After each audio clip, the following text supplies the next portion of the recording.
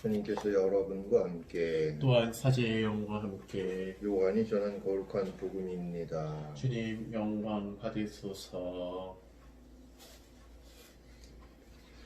그때 예수님께서 갈릴레 호수 곧 티베리아스 호수 건너편으로 가셨는데 많은 군중이 그분을 따라갔다.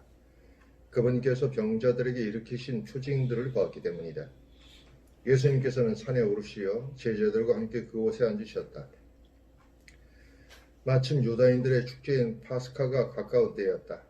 예수님께서는 눈을 드시어 많은 군중이 당신께 오는 것을 보시고 빌립보에게 저 사람들이 먹을 빵을 우리가 어디서 살 수 있겠느냐 하고 물으셨다. 이는 빌립보를 시험해 보려고 하신 말씀이다. 그분께서는 당신이 하시려는 일을 이미 잘 알고 계셨다. 빌립보가 예수님께 대답하였다.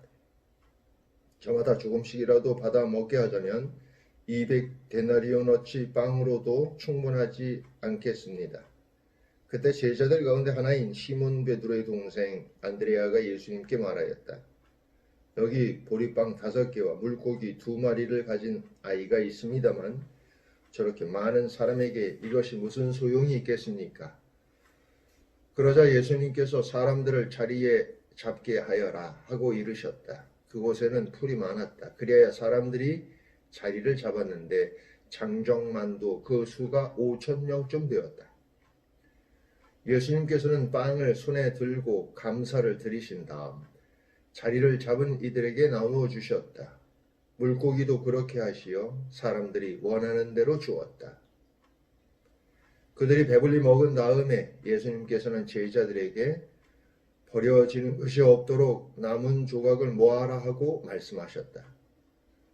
그래서 그들이 모았더니 사람들이 보리빵 5개를 먹고 남긴 조각으로 12광주리가 가득 찼다.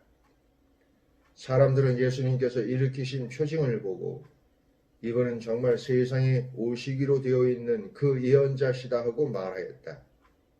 예수님께서는 그들이 와서 당신을 억지로 모셔다가 임금으로 삼으려 한다는 것을 아시고 혼자서 다시 산으로 물러가셨다. 주님의 말씀입니다. 그리스도님 참미합니다. 할렐루야. 할렐루야. 찬미 예수님. 참미 예수님. 어떻게 하루 잘 보내셨습니까?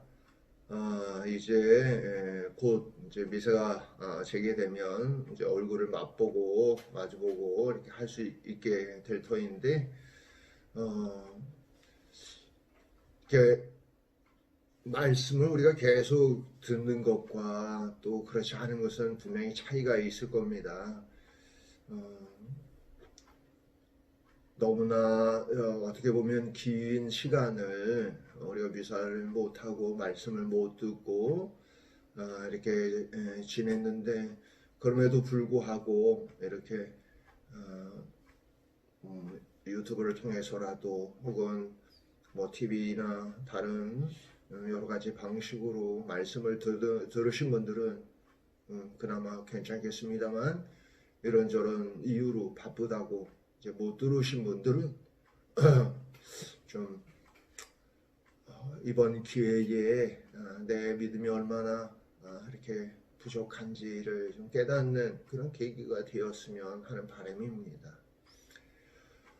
오늘 복음에는 예수님께서 빵 5개와 물고기 2마리로 5,000명이나 되는 사람들을 먹이는 그런 기적, 요한복음은 기적이라는 말을 안 쓰고 꼭 표징이라는 말을 씁니다만은 표징을 보여주었다. 그리고 사람들이 억지로 예수님을 데려다가 자신들의 임금으로 삼으려고 했다.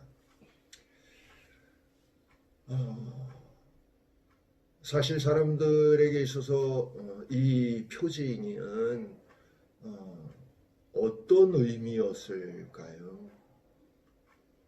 거기에는 5,000명이나 그것도 장정만 5,000명이니까 부녀자를 합치면 10,000명도 훨씬 넘는 어떻게 보면 좀 과장된 숫자일 수도 있겠습니다만 어쨌든 그 수많은 사람들이 있었는데 그들 하나하나는 과연 이 일을 통해서 무엇을 깨닫고 또 이 일을 통해서 예수님께 무엇을 원했을까요?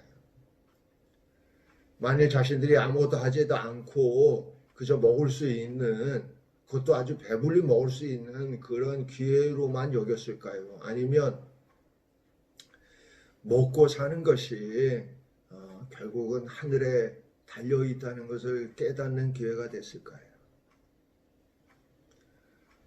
실제로 아마도 이 군중들은 자신들이 그토록 하루 종일 일을 해도 하루 세 끼 먹는 것이 어려운 시대였을 겁니다. 그런데 그냥 예수님을 쫓아만 다녔는데 이렇게 배불리 먹는다면 그저 예수님하고 같이 있고 싶어 하겠죠.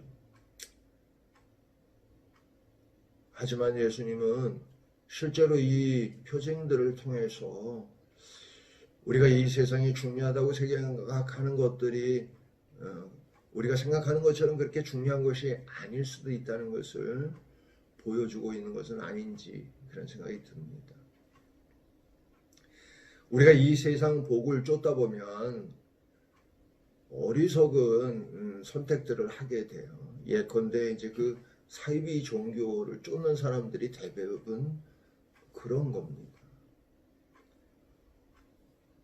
오늘 독서에는 이제 그 사도들이 복음을 선포하다가 박해를 받는 이야기들을 쭉 그러니까 이어서 사도행전의 말씀들을 이어서 듣고 있는데 오늘 그 독서에서는 가물리엘이라고 아마 사도 바울의 스승으로 여겨지는 사람인데 이 사람이 그 율법학자들이나 바리사이파 사람들에게 이제 이야기하기를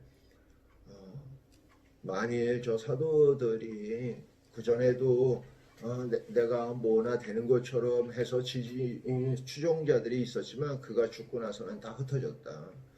아마도 그거하고 비슷한 것일 수도 있으니까 그냥 내버려 두는 게 어떠냐. 저는 이제 그 얘기를 들을 때 정조 임금님 생각이 났습니다. 정조 임금은 사실 이제 그 당파 그러니까 싸움을 이렇게 하는 그런 와중에 이제 임금으로 이렇게 태평성대를 누리게 했는데 그 노론 벽파가 그 정권을 잡고 있는 그 조정에서 자신의 힘을 키우기 위해서 이제 남인의 사람들을 예컨대 뭐 최재공이라고 하는 영의정이라든가 아니면 다산 정약용이라든가 이런 또 나중에 이거환이라든가 이런 이제 남인 사람들을 이렇게 측근으로 이렇게 부르게 됩니다. 근데 사실 남인 사람들이 그 천주교의 상당수가 그 연루되어 있었어요. 그래서 그때 그 비팔치기 이제 상소가 올라오거나 아니면 이제 그 임금님께 이렇게 아랠 수 있는 그런 어떤 자리에 있는 사람들이 항상 이 서학을 이렇게 근절하는 그런 법을 만들고 그 근절을 시켜야 된다. 그럴 때마다 그 정조 임금이 그것이 만일 사악한 것이라면 그냥 내버려 둬도 사라지는 거다. 그러니까 굳이 그럴 필요가 없다고 이야기합니다. 그러니까 가물리엘이랑 뭐 비슷한 그런 이야기를 하는 거죠. 오늘날 우리에게 우리 지금 현 시대에 있어서도 이제 이 많은 사이비들을 그냥 내버려 두는 것이 어차피 사라지기 때문인데 그런데 그 사람들이 적지 않은 영향을 주고 있고 그 적지 않은 영향 중에 가장 위협이 되는 것은 이 세상에서 어떤 복을 받는 그러니까 이 세상에서 내가 뭐 치유를 받는다거나 아니면 이 세상에서 뭐 부자가 된다거나 이 세상에서 뭔가 얻을 수 있는 것들에 집중하는 그런 태도들이 우리도 모르는 사이에 영향을 받게 된다는 거죠. 우리는 잠시 머물렀다가 가는 삶입니다. 이 지구가 생긴 이후에 그 시간과 우리가 이 지구 위에서 살아가는 이 시간을 비교한다면 정말 찰도 안 되는 짧은 시간이죠. 그러니까 이 짧은 시간을 우리가 쓸데없는 곳에 이렇게 마음을 빼앗기고 살지 않고 오히려 하나님의 영광을 위해서 또 하나님과 함께 누릴 크나큰 축복 안에서 사는 일이 무엇보다도 필요하다고 생각합니다. 어쨌든 요즘 이제 환절기라 또 막 이렇게 감기나 이렇게 몸살 같은 거 걸리기 쉬우니까 항상 조심하시고 아프지 말고 항상 밝은 얼굴이 어떤 건지 잘 모른다고 이게 밝은 얼굴이니까 이런 얼굴로 하루 보내세요. 또 봐요.